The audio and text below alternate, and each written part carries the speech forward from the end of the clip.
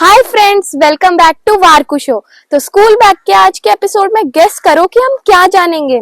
आपको आवाज तो आ ही रही होगी, तो आपको हिंट मिल गया है। हम आज चिड़ियाओं के बारे में बात करेंगे। गर्मियां आ चुकी हैं, आसमान बिल्कुल साफ है और सूरज बहुत ही तेज निकला हुआ है। गर्मियों का मौसम बना है बाहर घूमने के लिए, आउटडोर एक्टिविटीज करने के लिए और बाहर मस्ती करने के लिए।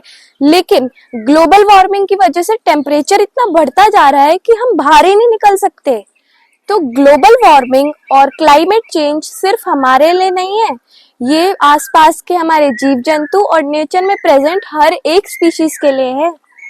पशु पक्षी भी उतने ही प्रभावित है। लेकिन गर्मी से बचने के लिए हम तो घर में बैठ जाते हैं एसी चला के, लेकिन उन बेचारों के पास नेचर के अलावा कुछ नहीं है। जैसे पानी हमारे सर्वाइवल के लिए एक इम्पोर्टेंट सोर्स है, वैसे ही पशु पक्षियों को भी अपने नहाने के लिए, पीने के लिए और अपने पंखों को साफ करने के लिए पानी की अत्यंत जरूरत है। हमारे आसपास पानी की सारी सोर्सेस सूखती जा रही हैं, ग्लेशियर्स पिघल रहे हैं और पानी हमारे पास खत्म होता जा रहा है। इसका प्रभाव सिर्फ हमारे ऊपर नहीं, पशु पक्षियों के ऊपर भी बहुत पड़ रहा है। तो चलिए फिर आज बात करते हैं कि इन समर वेकेशंस के दौरान हम पशु पक्षियों की कैसे मदद कर सकते हैं। तो हम ऐसा क्या कर सकते हैं जिसकी मदद से हमारे आसपास बहुत सारी बर्ड्स आए या हमारे घरों के कंपाउंड्स में बर्ड्स का आना जाना बढ़े। तो सबसे पहली और सिंपल चीज जो हम पशु पक्षियों के लिए कर सकते हैं वो है एक मिट्टी के बाउल में उनके लिए पानी रख सकते हैं। इसको छांव में ही रखिए ताकि ज्यादा से ज्यादा बर्ड्स आए और इस पानी को पी सकें। तो अब इन बर्ड्स को हमारे घर के आंगन में लाने के लिए हम क्या कर सकते हैं। हम कुछ पेड़ लगा सकते हैं जैसे कि हिबिस्कस, इक्ज़ोरा और करी प्लांट, जिसको कड़ी पत्ता भी कहते हैं।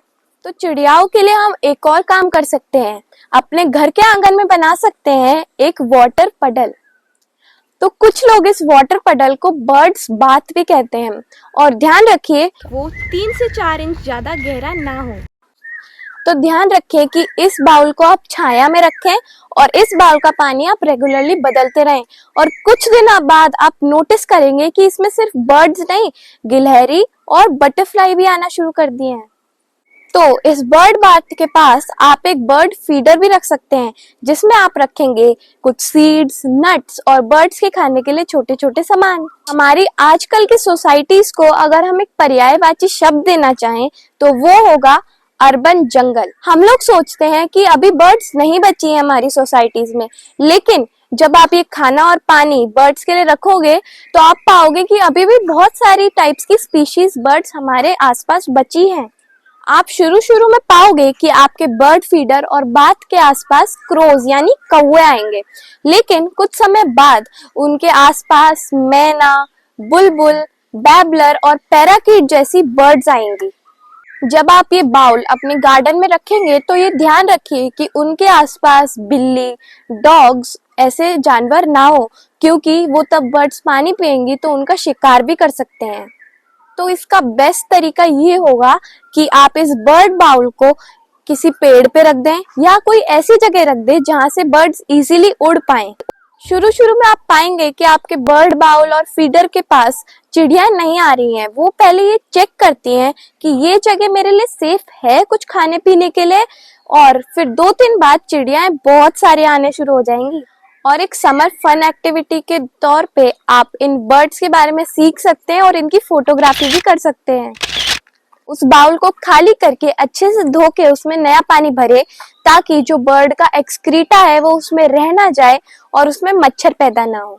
और इस बाउल को आप रेगुलरली क्लीन करके सूर्य की रोशनी में सुखाएं। और हाँ, इस एक्टिविटी को 2 महीने के बाद भूल मत जाना। आप इस हैबिट को लाइफ लॉन्ग बना के रख सकते हैं। और याद रखें, अगर आप इस एक्टिविटी को भूल जाते हैं तो ये बर्ड्स के अंदर बहुत ज्यादा स्ट्रेस भी पैदा कर सकता है। तो प्रकृति के लिए अपना प्यार ऐसे ही बनाए रखिए और हमारे चैनल को सब्सक्राइब करिए, वीडियो को लाइक करिए और अपने दोस्तों के साथ शेयर करिए। मिलते हैं आपसे अगली वीडियो में। बाय।